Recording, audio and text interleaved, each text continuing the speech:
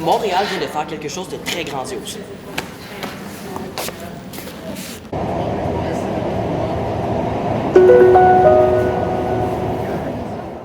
Ok. Donc, le lundi 17 novembre 2025 marque une étape importante dans l'histoire de la mobilité à Montréal, puisqu'à 5h30 du matin, l'antenne A4, Deux Montagnes du REM a ouvert ses portes. Ça faisait depuis 5 ans que les trains de banlieue d'Exo s'étaient arrêtés pour de bon en attendant la modernisation de ce qui était connu à l'époque comme la ligne Exo 6. De plus, ça faisait 6 ans que le tunnel du Mont-Royal avait été fermé à la circulation des trains, forçant ainsi les passagers de la ligne Mascouche à allonger considérablement leur trajet. Mais le 17 novembre, tous ces inconforts ont vite été oubliés après l'ouverture d'un projet qui était dans les cartons depuis plus de 50 ans, la modernisation de la ligne de Deux Montagnes en métro. Je vais maintenant vous montrer mon point de vue lors de ma visite sur la branche durant les portes ouvertes du samedi 15 novembre, où j'ai d'ailleurs eu la chance de voyager à l'avant du premier train de la journée vers Deux Montagnes. C'est magnifique, mais il n'y a absolument personne à Brossard. Pas à Brossard, à Panama. Donc c'est ça la technique si vous voulez avoir une place le jour d'ouverture.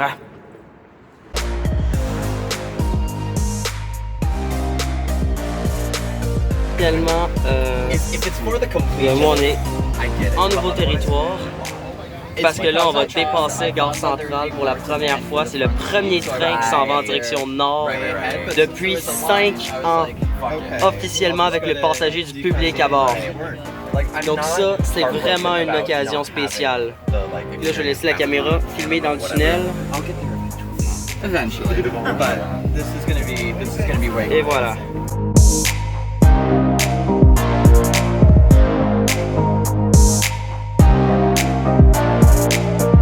Là, ça roule vraiment vite, proche de 100 km/h, on traverse le tunnel du Mont-Royal.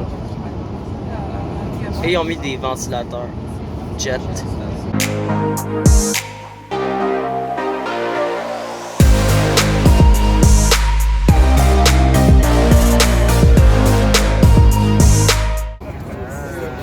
Et là, on est sous les voies de Saint-Jérôme. Station Canora. Are they building a Saint-Jérôme connection here? No, because EXO and REM hate each other. It's a love-hate relationship that is quite long in history. I EXO have no idea why EXO would hate REM. because they killed one of their busiest line, literally.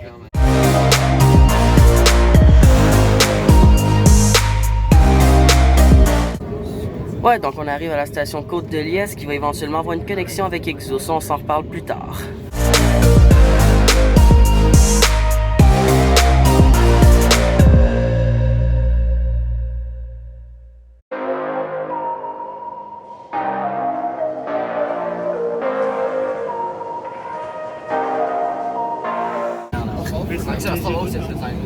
Ah, ça, c'est Lens-Salorme puis l'aéroport.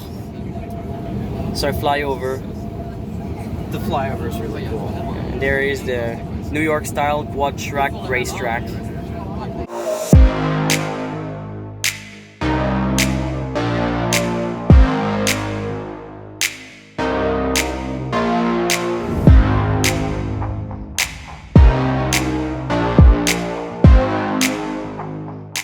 Donc ici, on a l'ancien pont de la ligne de Deux Montagnes qui traverse jusqu'à Île-Bigra, Oh yeah, it still has its like wires up. qui a d'ailleurs encore ses poteaux de caténaire. Et le plan est éventuellement de le convertir en piste cyclable pour traverser. Mais à date, il n'y a rien qui a été fait vraiment pour ça. Puis on arrive à probablement la station la plus rurale à Montréal, selon moi, si on compte pas la gare Mirabel d'Exo.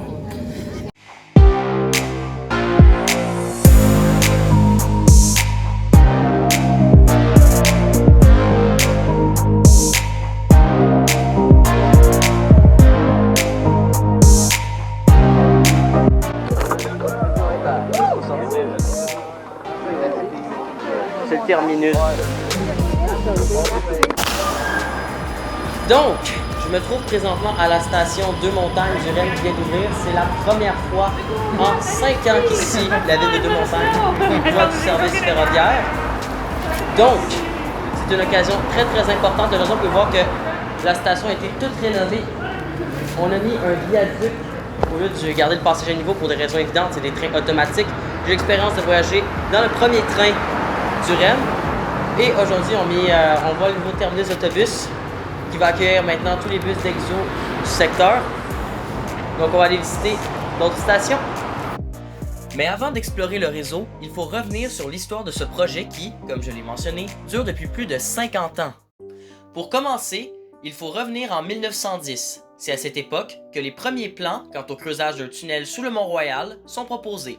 À l'époque, le chemin de fer CNOR, Canadian Northern Railway, avait sa ligne principale qui arrivait par le nord de Montréal. Seulement, le nord de Montréal était trop loin du centre de Montréal pour rendre le chemin de fer attractif. Il fallait donc trouver un moyen d'aller au centre-ville, derrière le Mont-Royal.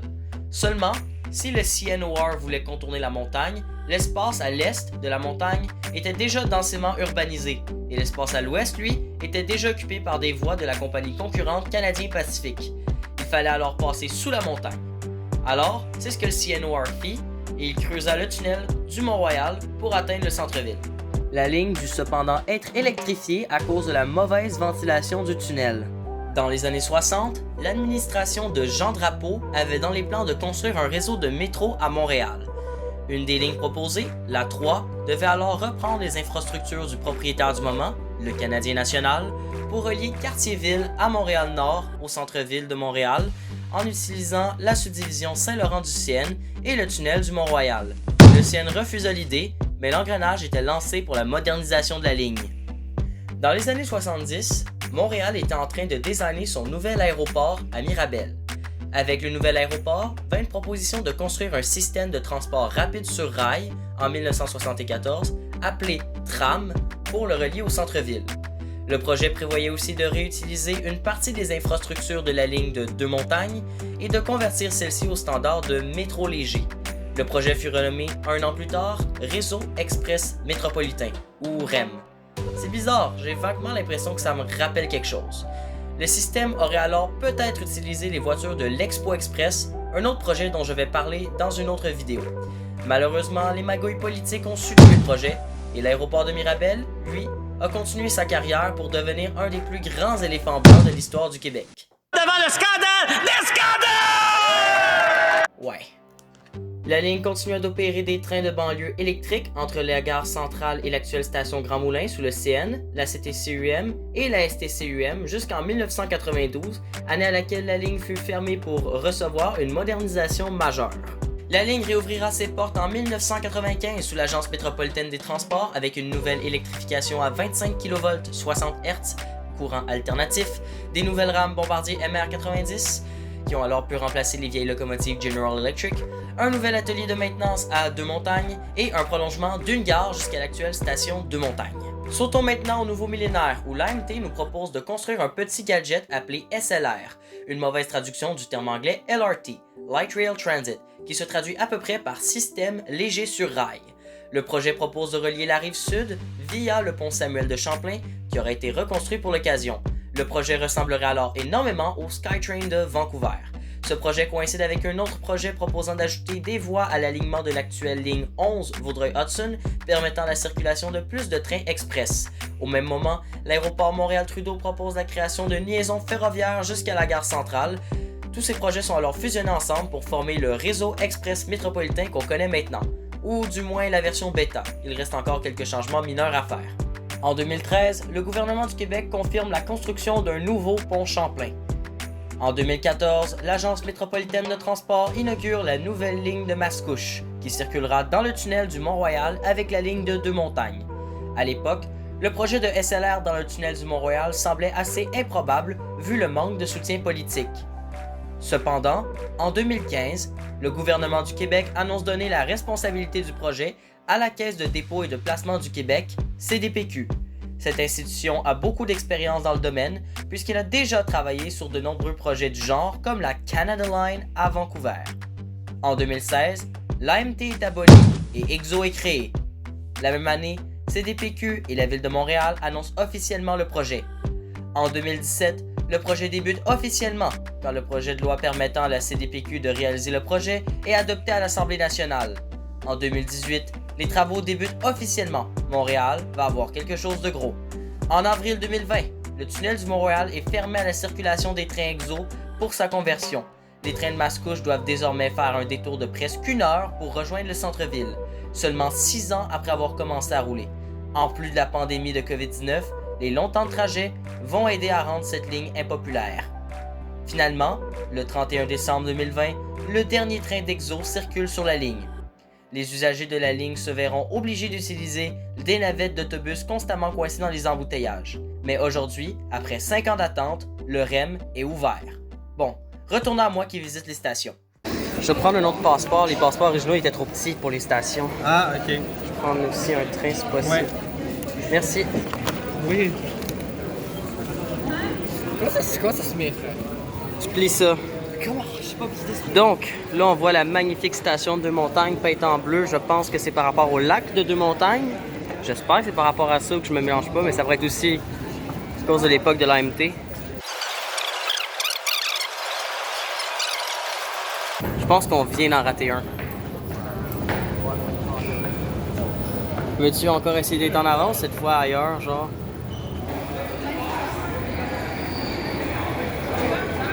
Y avait-tu vraiment quelqu'un à bord que j'ai vu? Puis on va le voir sur la caméra. On va voir mes hallucinations sur la caméra.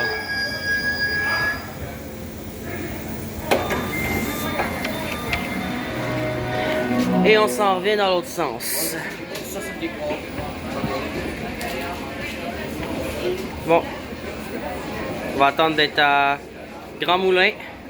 Je reviens. Pour le schéma de la station Deux-Montagnes, c'est assez simple. Donc vous avez la station qui est surélevée en viaduc avec le crossover qui permet au train de changer de direction. Et ensuite les voies continuent pour environ 2000 jusqu'à l'atelier de Saint-Eustache qui a été converti de l'ancien atelier à l'époque d'Exo. Et les voies continuent encore avant de s'arrêter au milieu des champs. On se reparle d'ailleurs de ce petit bout de voie qui continue un peu plus tard dans la vidéo. Les portes s'ouvriront sur le côté droit. Ouais, ils sont supposés ressembler à ça. Tu l'as réussi, mais regarde, c'est vide, Grand Moulin, il n'y a personne. Parce que tout le monde va juste au terminus, fait juste une ride, tu débarques. Prochain train dans 4 minutes, sont aux 3 minutes aujourd'hui. Ok!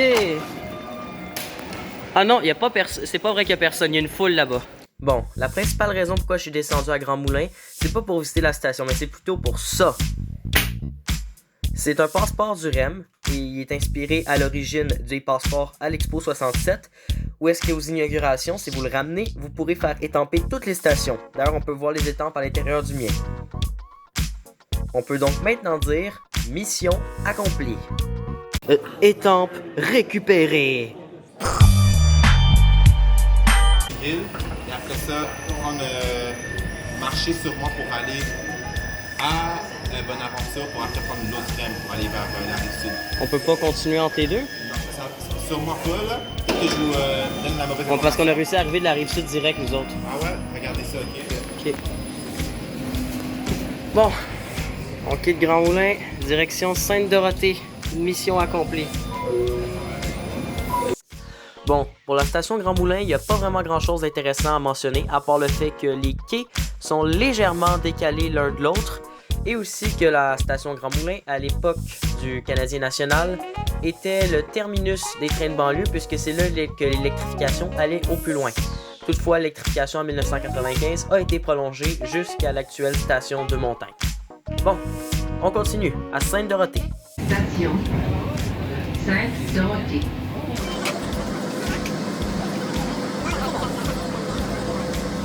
Les portes s'ouvriront sur le côté droit.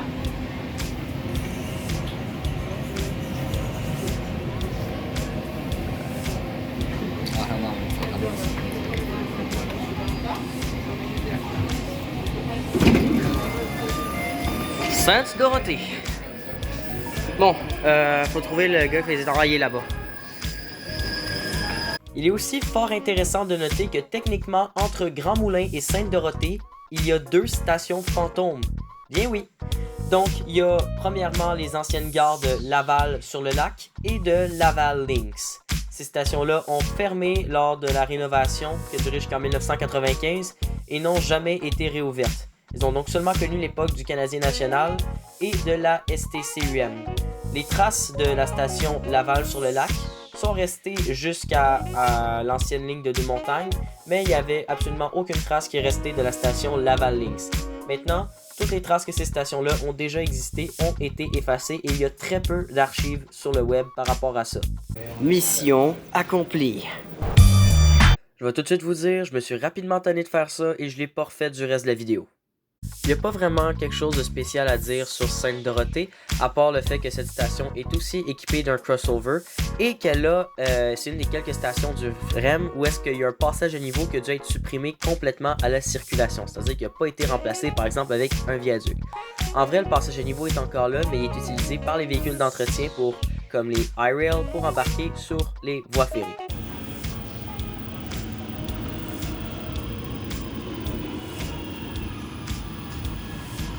Attends, non, ils ont mis un ad-wrap sur le REM.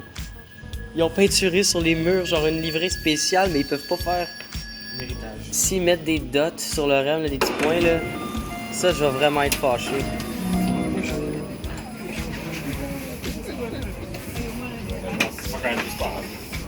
Here we stand.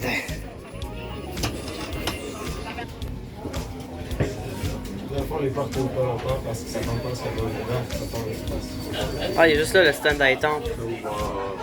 Ça va 30 secondes à peu près, donc c'est les stations. Parfait, Il Bigra. Un quai en îlot. C'est en bas. Pour les étampes, c'est en bas. Oui.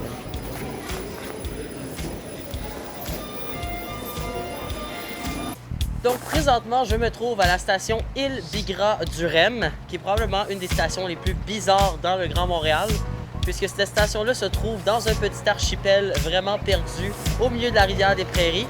Le pont original de l'époque de la ligne de deux montagnes est encore bien visible là-bas. Il y a même les photos de la caténaire originale qui s'y trouvent. Mais il n'a pas été réutilisé en piste cyclable comme était prévu à l'origine. Donc le projet est encore à venir. Sinon, cette station-là va être probablement une des plus petites en termes d'achalandage sur le réseau. Mais ça va être quand même un bon changement pour cette communauté qui était assez cernée autour du chemin de fer qui passait ici depuis l'époque du Canadien national.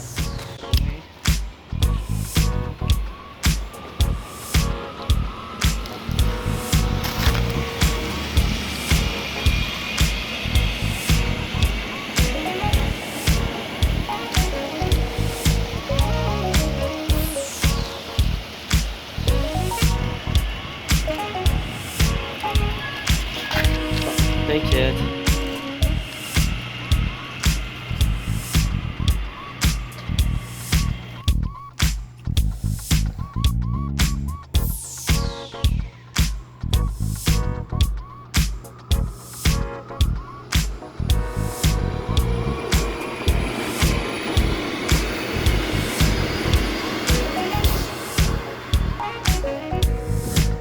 Let's go! La station Il Bigra se débarque non seulement par le fait que le pont ferroviaire historique a été préservé et que d'ailleurs il y a un projet de le convertir en piste cyclable, mais aussi par le fait que cette station-là, c'est la seule station du prolongement qui est équipée d'un quai en île, comme les stations qu'on voit sur la rive sud, sur l'antenne A1. Sinon, il est aussi intéressant de noter que cette station-là était vraiment minuscule. On peut d'ailleurs se demander, avec une station aussi petite, avec aussi peu de gens qui y montent et qui descendent, pourquoi est-ce qu'on en a construit une là? Après tout, comme je l'ai dit, c'est une station qui est perdue au milieu de nulle part. Et bien c'est parce qu'en 1992, quand le Canadien national a fermé la ligne pour les rénovations, la communauté à Il Bigra a complètement refusé tous les plans pour faire fermer le train de banlieue, puisque c'était à peu près le seul moyen de se rentrer et de quitter l'île à ce moment-là. Ce qui a fait que ça a continué avec l'Air Exo le service. D'ailleurs, la gare avec l'Air Exo était très étrange, puisque le passage à niveau coupait en plein milieu du quai. Puis ensuite, quand le REM a été construit, eh bien, le REM avait comme mandat de remettre à jour toutes les stations qui ont existé à l'ère d'Exo, incluant celle-ci, même si elle n'avait pas nécessairement l'achalandage pour justifier une station de REM. Je trouve quand même que c'est un bon choix. Personnellement, je pense que ça va être une très bonne chose pour l'Île Bigra maintenant d'avoir une telle desserte. Espérons que la piste cyclable soit construite. Ok.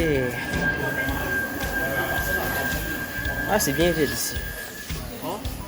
Il y a de la place.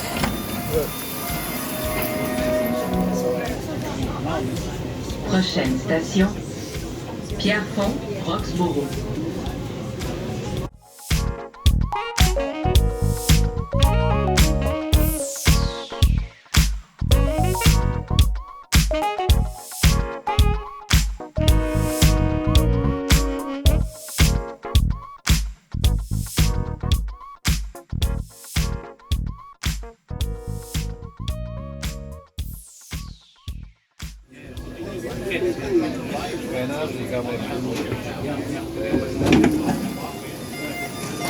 Pierrefonds-Roxboro.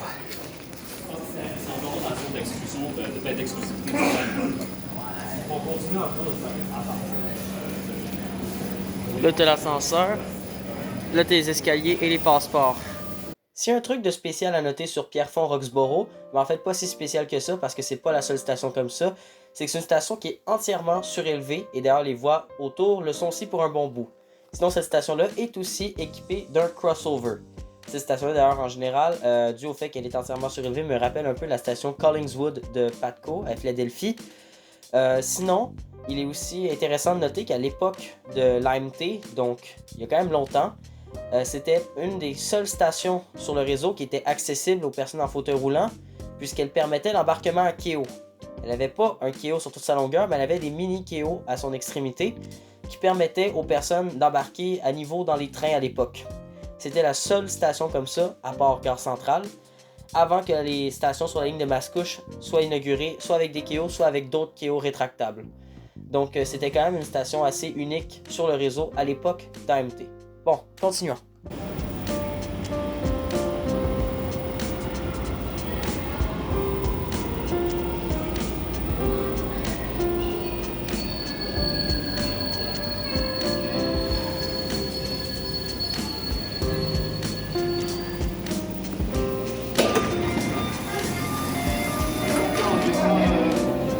Oh, l'arrière est libre.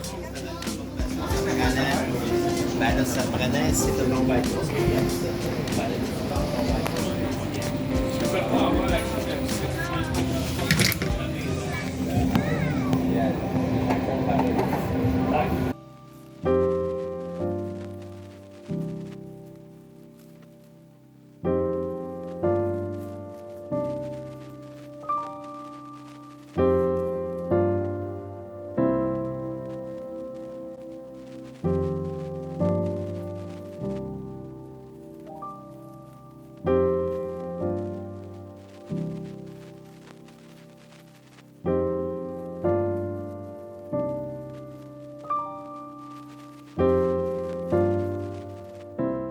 Sur le côté droit.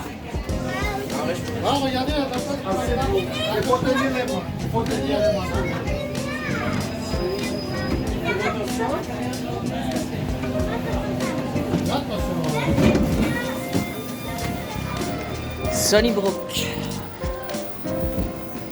C'est tout en bleu l'extension, on dirait, je sais pas pourquoi.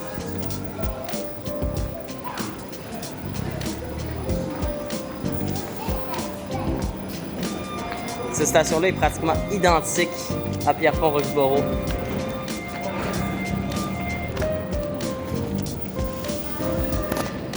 La station Sunnybrook est pratiquement identique à la station Pierrefonds-Roxboro. Elle a d'ailleurs aussi un crossover installé.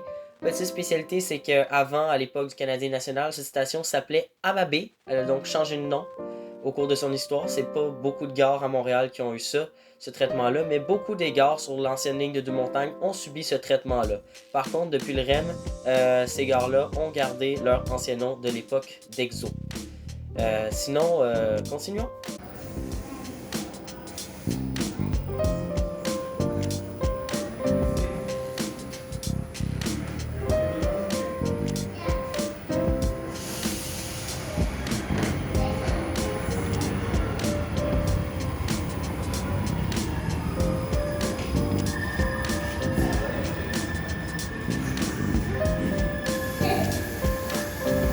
Ah, c'est plein.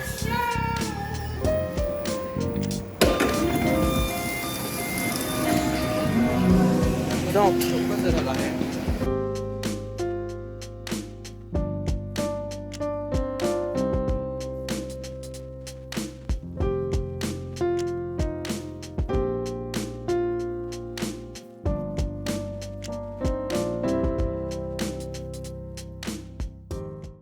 et là, il y a la branche de Lens-Salom et de l'aéroport qui joignent l'emprise.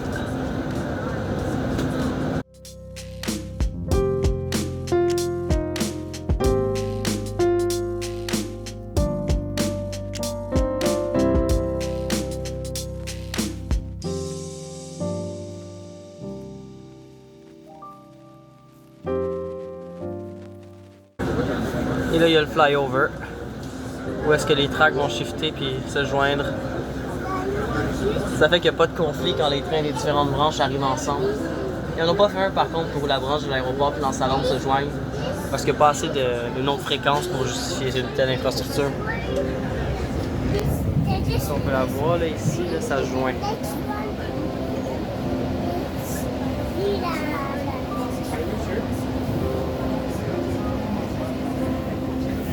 Et on revient dans la fenêtre. Là ici le REM atteint facilement sa vitesse de croisière, environ 100 km/h.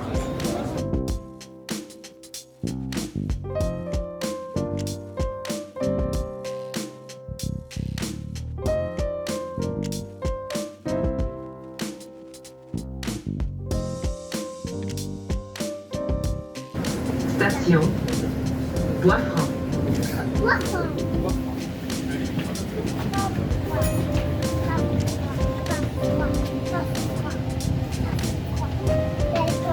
Moi je vais Les sortir. portes s'ouvriront sur le côté droit.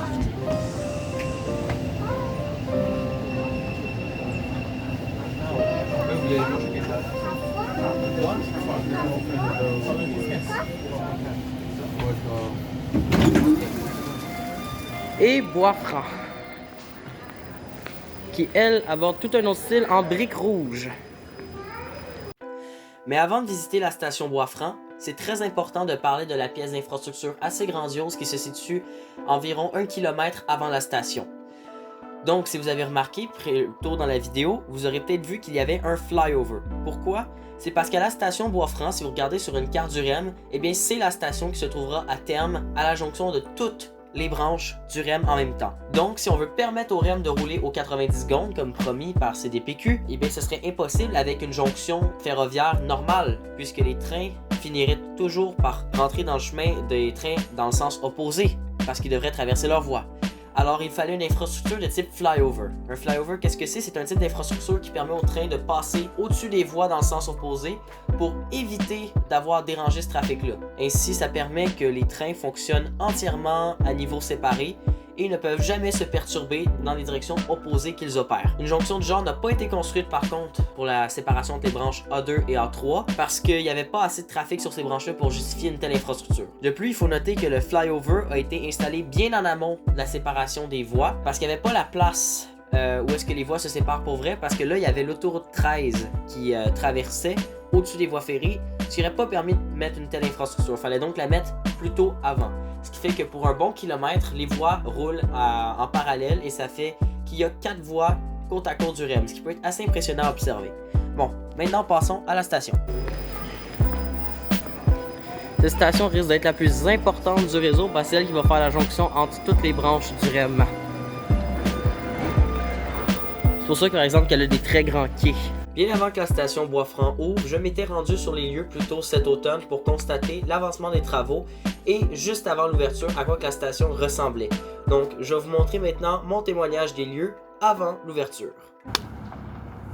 Donc, je me trouve présentement à la gare Bois-Franc du REM, qui va être d'ailleurs très importante à son ouverture. Présentement, ouais, au moment où je filme, la gare Bois-Franc, elle n'est pas encore ouverte. Elle a été fermée en 2020, en fait, non, pas en 2020, un peu plus tard, avec la ligne de Deux-Montagnes qui a cessé son service.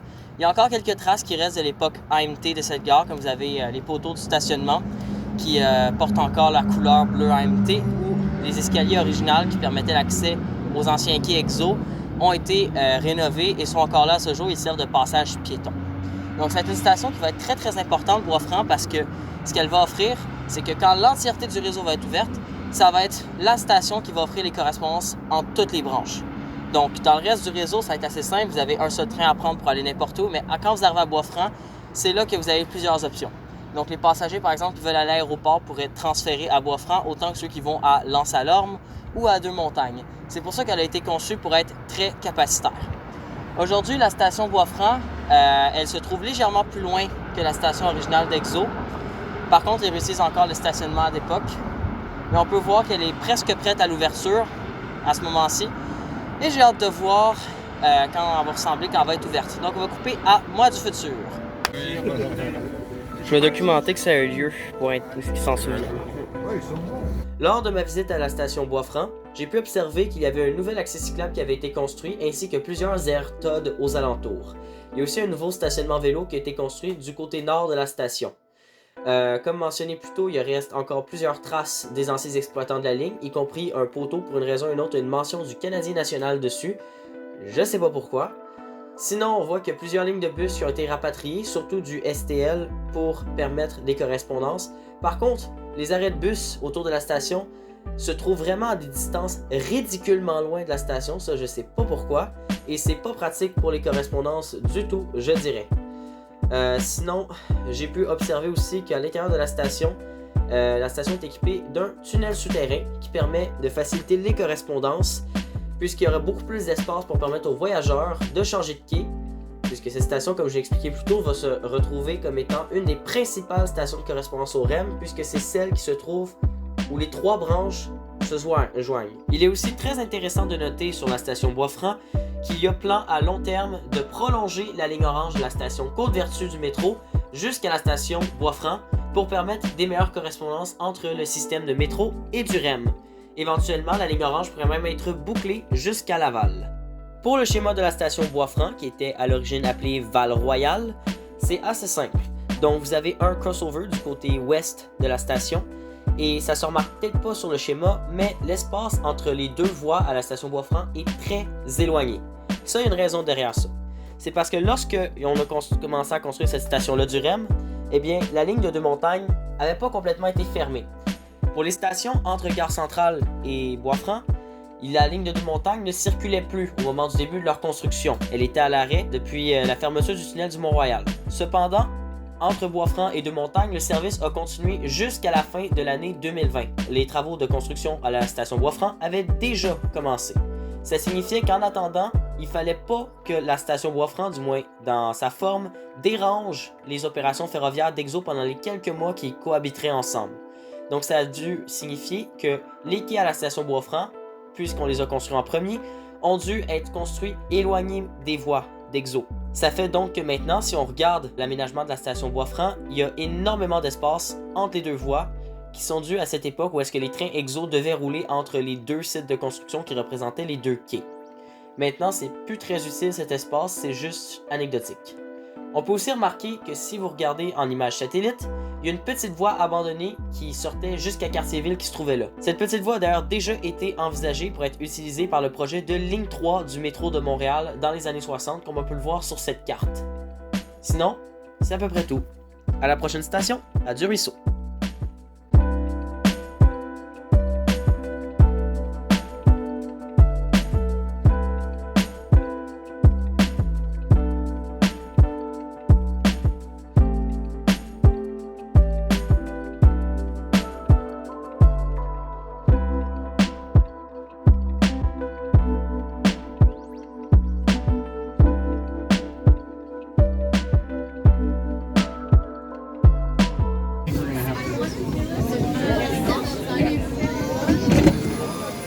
Et Du-Ruisseau. Faut maintenant trouver le monsieur avec les étampes. Faut maintenant trouver le monsieur. C'est d'ailleurs ici que j'ai filmé ce clip. Montréal vient de faire quelque chose de très grandiose. Le schéma de la station Du-Ruisseau est tout sauf réaliste puisque en réalité la station se trouve dans un segment courbé de la voie ferrée.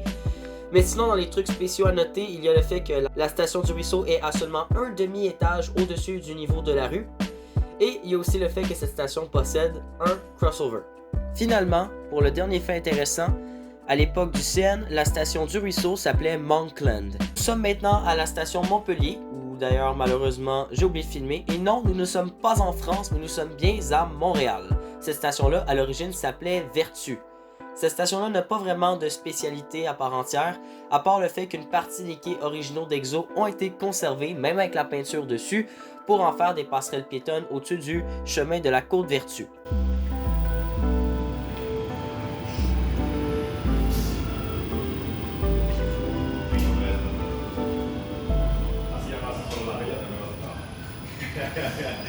Oh boy, il est plein ce train-là.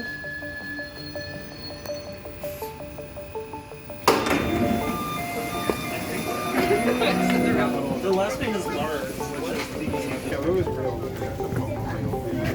Why are we getting off this? What's like it? Les portes s'ouvriront sur le côté. You can go any other time.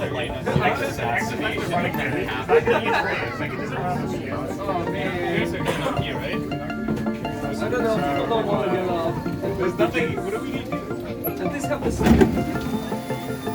Et ici, nous sommes à Côte-de-Liesse, une toute nouvelle station qui n'avait jamais existé avant sur l'ancien train d'Exo. Elle est équipée de 3 quais, qui peut donc servir de terminus provisoire à toutes les branches si nécessaire, et la station de correspondance avec le train de Mascouche.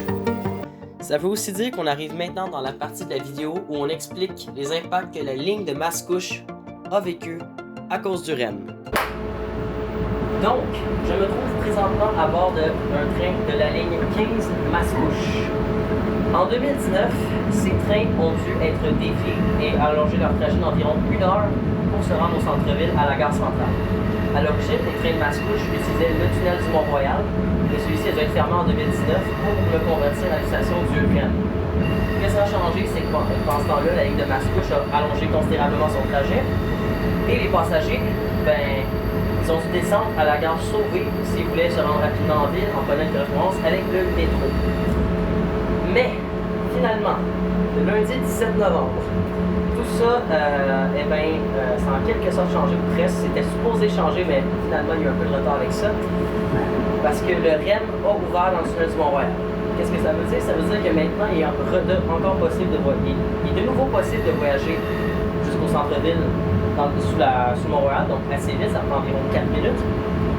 Mais, la station Côte-de-Liesse, cette station-là était supposée avoir une correspondance avec la ligne de Mascouche pour permettre d'optimiser la correspondance et se rendre plus rapidement au centre-ville avec un transfert avec le REM. Elle ne va pas être terminée à temps.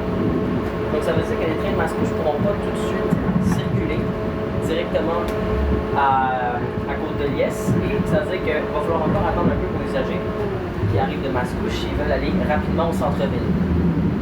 Mais en tout cas, en attendant, ça suit pas mal toute l'achalandage du train de Mascouche et j'espère profondément que l'ouverture de cette station va aider à ramener des usagers à bord, puisque maintenant le train, selon mon avis, a moyen de se déplacer dans le Grand Montréal. Et ouais, sinon, c'est pas mal ça. En ce moment, les trains circulent encore en faisant un détour via l'ouest de l'île pour se rendre au centre-ville, ce qui prend environ 1 heure de plus. C'est pas acceptable. Marsden Transit a fait une vidéo par exemple où il a essayé le service et où il a été pris dans plusieurs retards assez longs. Donc on espère sincèrement que ça va ramener de la popularité au train.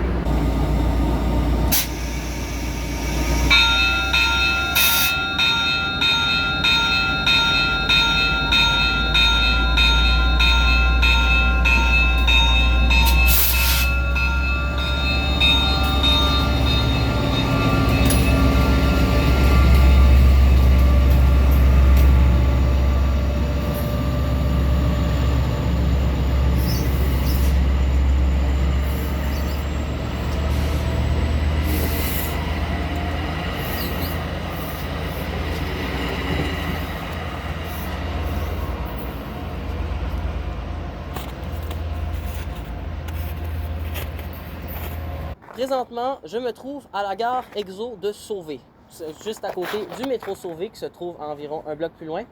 C'est ici que la plupart des passagers terminent leur trajet à bord du train de la ligne 15 Mascouche aujourd'hui pour se rendre au centre-ville, puisque depuis la fermeture du tunnel de Mont-Royal, la plupart des trains terminent leur trajet à Huntsic, une gare plus loin, ce qui est un peu, pour être honnête, au milieu de nulle part. Les passagers, s'ils veulent se ramasser au centre-ville, n'ont donc aucun choix. Ils doivent absolument descendre dans la rue et aller marcher jusqu'à la gare Sauvé. Ça rallonge quand même beaucoup le trajet, ce qui a fait que le train de Mascouche est devenu très impopulaire dans les dernières années. Seulement, dans quelques semaines, la gare Côte-de-Liesse, en correspondance avec le REM, va pouvoir ouvrir ses portes. Qu'est-ce que ça signifie? Ça signifie que les voyageurs qui arrivent de Mascouche vont avoir considérablement accéléré leur trajet pour se rendre au centre-ville, puisque les trains vont directement se rendre au REM et le REM va pouvoir traverser, qui roule très fréquemment, va pouvoir les amener directement au centre-ville en peine 5 minutes. Actuellement, les passagers doivent, comme on peut le voir un peu, descendre dans le froid ici, comme on peut voir avec l'hiver, et marcher un bloc pour se rendre au métro Sauvé. Pour la correspondance avec le REM, ça va tout se faire à l'intérieur d'un même bâtiment et de manière très comment déjà, agréable. Donc, on continue.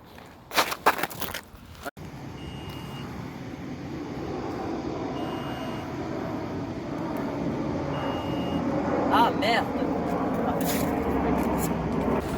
Donc, présentement, je me trouve à la station Côte de Liesse du REM. Derrière moi, on peut voir le quai EXO qui va être là pour les correspondances avec les trains de Mascouche en semaine, qui lui est pratiquement complété. Cependant, il n'est pas encore en service, il y a eu un peu de retard, fait que les trains Mascouche, les autres, vont continuer à rouler dans leur configuration actuelle. On peut voir sinon que c'est complété et que les signaux sont allumés et fonctionnels. Le quai est d'un...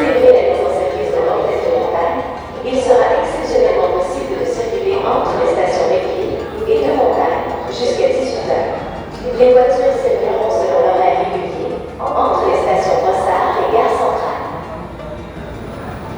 Le quai est déjà indiqué sur la signalisation de la station, comme c'était prévu qu'à l'origine, le train EXO peut déjà rouler dès le jour 1 jusqu'ici. Malheureusement, comme on peut voir, ce ne sera pas le cas. Youpi! Pour le schéma de la station Côte de Liesse, on peut noter plusieurs choses assez spéciales qui définissent cette station. Déjà, c'est la seule station du nouveau prolongement qui est équipée de 4 quais, incluant 3 voies de REM et 1 voie d'EXO. Mais comme on vient de le discuter, la voie d'EXO n'est pas encore prête et ne va pas ouvrir pour l'instant. On peut par contre observer déjà depuis la passerelle qui permet aux voyageurs de changer de quai qu'un tout nouvel atelier de maintenance a été construit pour la ligne de Mascouche, ce qui est quand même assez impressionnant parce que ça fait très longtemps qu'EXO a construit un nouvel atelier, ou plutôt, dans ce cas-ci, des voies de rangement. Mais sinon, vous devez vous demander, pourquoi la station Côte de Liesse comporte-t-elle 3 quais? Après tout, c'est pas une station si importante que ça, elle est en plein milieu de la ligne. Eh bien, c'est parce que la station Côte de Liesse a été conçue pour servir de terminus aux 3 branches à la fois. Voyez-vous, la station Brossard aussi a 3 quais et c'est pour la même raison qu'elle a été conçue. Quand le REM cherche à accueillir des trains aux 90 secondes, ce serait impossible de les faire circuler à une telle fréquence si on avait un terminus avec seulement 2 voies et un crossover au bout. Il y aurait trop de trains qui devraient en même temps changer de voie et ça créerait beaucoup trop de conflits. Alors dans ce cas-ci, il faudrait une 3e voie pour accueillir cette capacité supplémentaire. Et la fréquence de 90 secondes, elle est seulement possible à l'endroit où est-ce que les 3 branches arrivent ensemble. Donc ça fait 2 terminus possibles, Brossard et Côte de Liesse si les choses vont mal. Les terminus sur les branches, eux autres, ne seront pas conçus de cette manière puisqu'ils n'auront pas à gérer autant de trafic en même temps. Mais Côte de Liesse, lui, devra peut-être, si jamais il y a une fermeture subite du tunnel du Montréal pour XY raison, servir de terminus aux 3 branches simultanément. D'où pourquoi il y a une 3e voie. Il y a aussi une autre raison. Quand les trains de Mascouche vont arriver à la station Côte de Liesse, il va y avoir des dizaines, voire peut-être même des centaines, si la ligne retrouve sa popularité, de passagers qui vont arriver dans la station en même temps. Donc pour éviter de surcharger les trains, le REM pourrait dispatcher un train sur la 3e voie pour attendre et comme ça, ce train-là serait prêt, vide, à accueillir tous les passagers qui arrivent de la ligne de Mascouche. Donc, continuons! Je sais pas si c'est le précurseur de quelque chose, mais il y a déjà des bugs avec le prolongement du REM, semble-t-il. Très rassurant.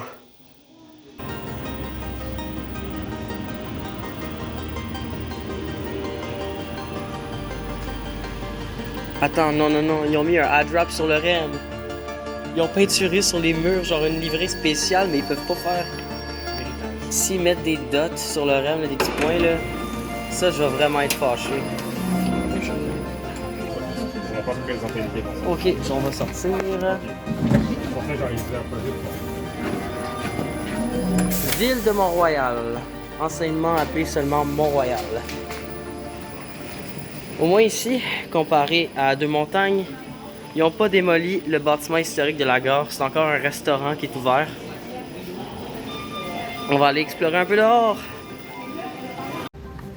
Donc, présentement, je me trouve ici à la station Ville de Mont-Royal du REM.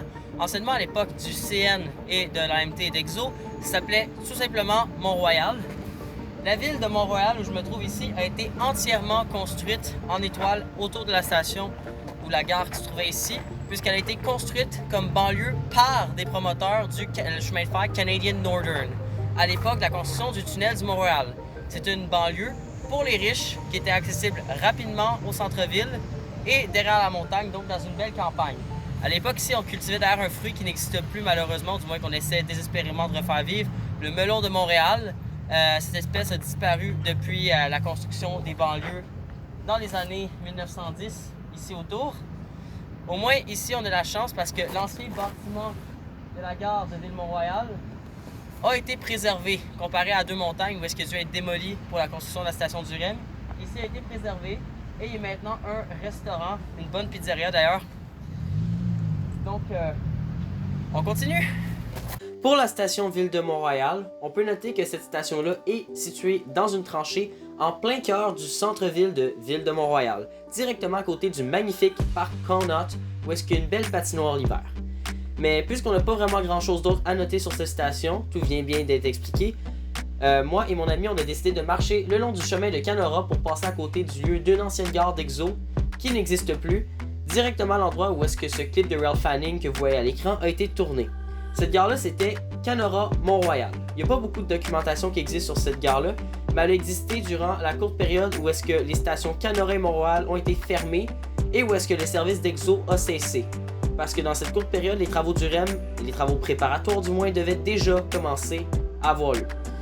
Dans ce cas-ci, la configuration de la station, c'était un quai qui était relativement large et long, qui occupait une des deux voies qui avait été mise hors service pour l'occasion. L'autre voie étant la seule qui restait pour le service. Cette station-là avait deux escaliers temporaires qui avaient été installés pour y donner accès. Maintenant, il ne reste plus aucune trace de cette station-là parce que c'était une station temporaire. Après tout, elle a été faite pour être retirée rapidement. On peut aussi noter qu'elle se situait directement à côté d'une sous-station électrique qui, je pense, est encore active pour l'alimentation électrique du REM. Et maintenant, on arrive à la station Canora. Et c'est à ce moment que ma caméra a décidé de ne pas m'aider quand j'ai voulu faire mon monologue. Donc, tous les clips qui me restent de la station Canora, c'est ceux que j'ai filmés avec mon cell. Donc, on a ici la rue Jean Talon avec une vue des voies qui sont utilisées maintenant par la ligne de Saint-Jérôme. On va s'en reparler un peu plus tard de ça. Et cette vue ici de moi qui entre dans la station. Sinon, c'est à peu près tout ce que j'ai pour la station Canora. Pour son histoire, la station Canora à l'origine s'appelait Portal Heights. Elle a été renommée avec la rénovation de ligne en 1995 Canora. D'ailleurs, Canora signifie Canadian Northern Railway. Vous voyez, CA, Canadian, NO, Northern, RA, Railway. Canora. Dû à sa proximité avec l'entrée du tunnel du Mont-Royal, c'est un très bon point de Ralph Fanning. Bon, on continue plus loin. Là, on rentre dans le tunnel et on va arriver à la station la plus profonde au Canada et une des plus profondes au monde. Et là, puisqu'on est dans le tunnel, qu'on roule vite, les oreilles bouchent.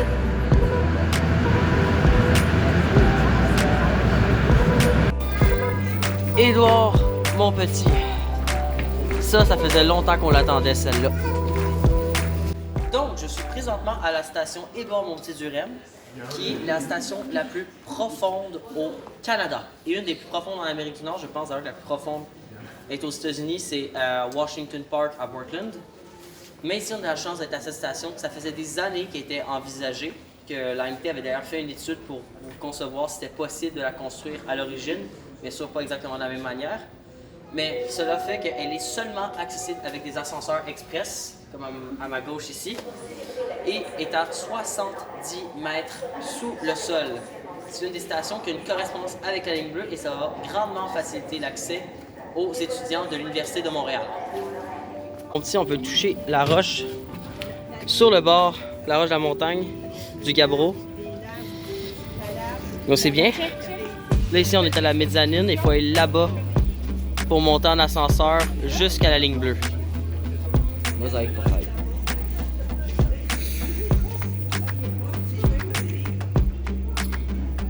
C'est pas fini. Il faut encore monter un autre niveau d'ascenseur express pour atteindre la surface. Il y en a 5 en tout qui sont ici. Parce que là, on est encore très très profond là.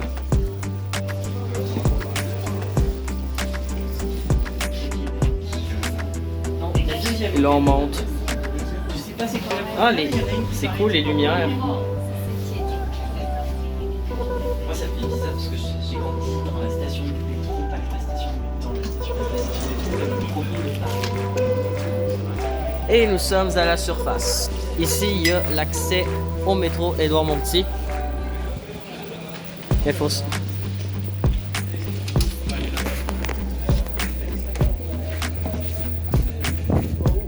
On va explorer un peu.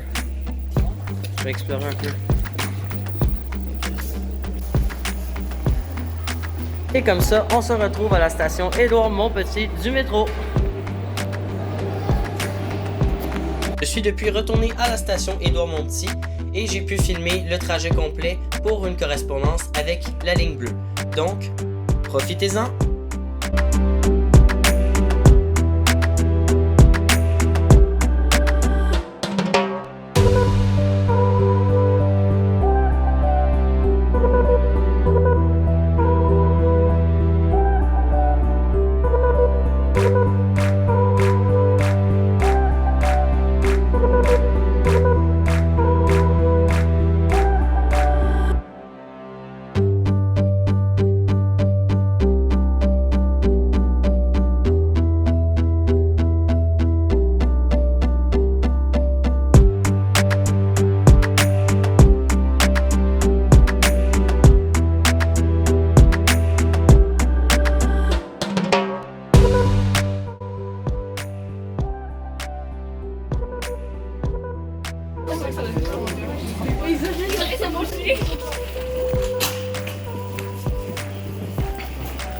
Et comme ça, on est de retour dans le hall de la station. Ouda, il y a un petit cherche-et-trouve du REM. Et nous autres, on part pour McGill. McGill.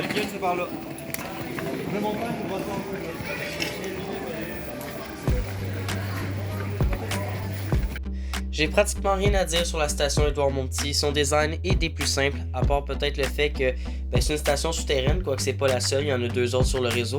Et qu'on peut voir sur le diagramme ici qu'il y a une petite cloison anti-incendie qui se trouve en plein milieu du tunnel. Cette cloison fait d'ailleurs toute la longueur du tunnel jusqu'à McGill et sert à isoler chaque voie en cas où est-ce qu'un train devrait prendre en feu pour que l'autre voie puisse servir de refuge. Donc, direction McGill.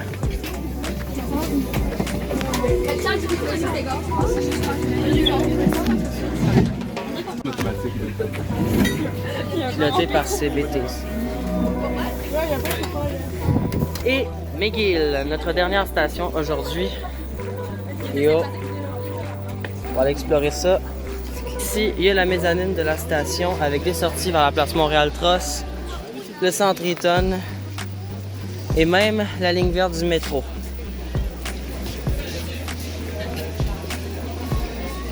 Par là, c'est le centre Eaton. La station McGill, comme la station Édouard-Montpetit, était dans les plans depuis fort longtemps. Elle permettrait alors, si elle était construite, d'offrir une très bonne connexion avec la ligne verte du métro, dont sa station McGill se situait juste à côté, ainsi que tout le complexe du Montréal souterrain et du centre Eaton. Depuis qu'elle a été construite, on peut observer à McGill maintenant qu'elle a quelques particularités assez intéressantes, d'où le fait qu'elle a un crossover en X, ce qui est assez rare sur le réseau. On peut aussi remarquer que la station McGill et la station Gare Centrale sont très proches l'une de l'autre. D'ailleurs, si McGill et Gare Centrale étaient considérées comme des stations de métro dans ce cas-ci, même si c'est des stations du REM, eh bien elles se classifieraient à la seconde plus courte distance entre 2 stations de métro, battues par à peine une dizaine de mètres par l'interstation Peel et McGill, la ligne verte. On peut aussi remarquer que les voies se connectent à la gare centrale par en arrière et offrent une magnifique vue de tous les quais qui sont encore utilisés par Via Rail et Exo, qui étaient difficilement observables sinon. Et il y a aussi un quai supplémentaire à la gare centrale qui est ajouté. Lui, par contre, il sert à entreposer des trains hors service ou en attendant que l'heure de pointe arrive. Maintenant qu'on a fini de visiter toutes les stations du prolongement, on va maintenant parler des bouts que j'aime un peu moins du prolongement. Parce que oui, c'est pas juste rayon de soleil arc-en-ciel, ce prolongement. Il y a des trucs qui auraient pu être mieux faits. Bon, pour commencer, on va parler des correspondances de bus à la station Bois-Franc. Parce que c'est certainement pas normal que ça prenne 450 mètres pour marcher pour prendre son autobus au minimum. Surtout qu'en plus, actuellement, il y a des autobus qui s'en vont directement à la station, sauf que ces autobus-là peuvent seulement déposer des passagers, puisque c'est seulement des quais de débarquement. Honnêtement, je pense que cette correspondance à Bois-Franc, sachant que ça va bientôt devenir une des stations les plus majeures du réseau, aurait pu être beaucoup mieux pensée qu'elle l'est actuellement. Deuxièmement, ce que je trouve plate avec la nouvelle antenne, c'est qu'à beaucoup de stations, on a manqué l'opportunité de créer un achalandage. Par exemple, en créant de la TOD autour des stations. Beaucoup de stations comme Sainte-Dorothée, par exemple, sont uniquement entourées du quartier qui existait déjà ou de stationnement. Ce que je trouve qui est dommage parce qu'on aurait pu avoir l'occasion d'installer plus de condos à prix abordable, par exemple, ce qui est vraiment en manque en ce moment à Montréal avec la crise du logement, et permettre aussi de renforcer l'achalandage des nouvelles stations. J'aurais aussi pensé que ça aurait pu être une bonne idée si à la station Sainte-Dorothée, on avait installé en prévision dans l'infrastructure pour un futur prolongement le long du corridor de l'autoroute 440 à Laval, pour ainsi permettre de desservir ce corridor qui a bien besoin de liens de transport en commun depuis longtemps. Comme à Vancouver, ils le font depuis des années. Malheureusement, ça n'a pas été fait. J'aurais certainement pensé que ça aurait été une très bonne idée si à la station Canora du REM, une connexion avec une nouvelle gare aurait été bâtie avec la ligne de Saint-Jérôme pour offrir des meilleures connexions et ainsi accélérer le trajet de milliers de personnes qui arrivent de la rive nord de Montréal tous les jours. Malheureusement, ça n'a pas été fait. Et ça, j'ai plusieurs théories là-dessus. Premièrement, il y a tout le temps la théorie que le chemin de fer du Canadien Pacifique, c'est un chemin de fer de train de marchandises, était pas très collaborateur à l'idée. Et ça, c'est bien connu. Les trains de marchandises, du moins les compagnies qui opèrent les trains de marchandises, ont souvent tendance à être assez offensifs, voire très contre l'idée d'améliorer les infrastructures pour les trains de passagers, puisque ça leur demande de prendre de leur place sur leur voie à eux. Mais sinon, l'autre théorie que j'ai, eh bien, c'est une théorie un peu moins officielle. Voyez-vous, c'est pas inconnu que le REM et les autres agences de transport comme l'ARTM, la STM, la STL et EXO, eh bien, ont eu des tensions dans les dernières années. Ça a pu d'ailleurs se voir avec le projet du REM de l'Est, où est-ce que la STM et la RTM ont relâché des rapports dits accablants sur le projet, un peu dans l'intention de le faire fermer. Ce serait en partie spéculé que ce serait à cause que le REM, lui, est géré de manière tout à fait autonome par la CDPQ, sans dépendre aucunement de la RTM, ce qui fait que la RTM doit juste gérer avec. Et ça, disons que les autres agences de transport en commun, on pense qu'elles aimeraient pas trop ça. Donc, ils ont tendance à devenir assez toxiques les uns envers les autres. Non, mais j'y crois pas. Il y a vraiment des problèmes de relations toxiques au sein des agences de transport en commun à Montréal? Sérieux, là? Mais bon, pour mon dernier point à améliorer, c'est le point qui est probablement le plus dur, voire qui aurait été le plus dur à changer. Toutefois, je pense que ça aurait été possible de le faire d'une manière un peu plus, disons, prévue pour le futur. Donc, ce n'est pas un secret, le tunnel du Montréal a dû être fermé et être complètement monopolisé par le REM pour son utilisation. Ce qui a dû forcer à couper tous les services de trains normaux qui passent à travers, comme les trains de Mascouche. L'enjeu, le tunnel du Montréal se trouve pas mal dans un corridor assez critique pour atteindre Montréal. Par exemple, je sais pas si on voulait construire un projet d'infrastructure majeur comme ce petit projet qui s'appelle Alto. Le corridor du train de montagne et du tunnel du Montréal serait pas mal situé de manière idéale pour que ce train-là puisse atteindre le centre-ville, surtout qu'il était déjà électrifié avec la bonne électrification à 25 kV 60 Hz, le courant alternatif. Le problème, c'est que maintenant, avec le REM qui monopolise le tunnel, on pourra pas faire passer notre projet de TGV Alto via le tunnel du Montréal. Et d'ailleurs, maintenant, j'explique Alto. Donc, pour ceux qui savent pas, Alto, c'est la version du TGV pour les Français, mais avec une petite touche canadienne. Donc, maintenant, qu'est-ce qui se ramasse, c'est qu'Alto doit faire un détour très coûteux pour entrer au centre-ville de Montréal. Alors moi, la solution que j'aurais fait, c'est qu'au lieu de modifier le tunnel de la manière qui a été fait, j'aurais creusé le fond du tunnel et élargi pour permettre d'avoir 4 voies qui sont superposées et garder les voies du bas accessibles et utilisables pour d'éventuelles utilisations comme, je sais pas, un train à grande vitesse canadien. Et j'aurais aussi, pour la portion extérieure, utilisé des tranchées de type cotton cover pour les trains à grande vitesse et au-dessus, garder à l'extérieur les trains du REM. Ça aurait ainsi permis d'améliorer l'entrée au centre-ville pour ce futur projet. Et c'est pas comme si Alto avait jamais existé. Avant Alto, c'était via HFR et c'était déjà bien connu comme projet et bien lancé. Plus loin sur la ligne, de telles modifications ne seraient pas nécessaires puisqu'il y aurait eu assez de place pour construire des voies d'alto en parallèle des voies existantes. Mais bon, je pense pas que de telles modifications sont pour arriver bientôt puisque tout a déjà été fait de toute façon.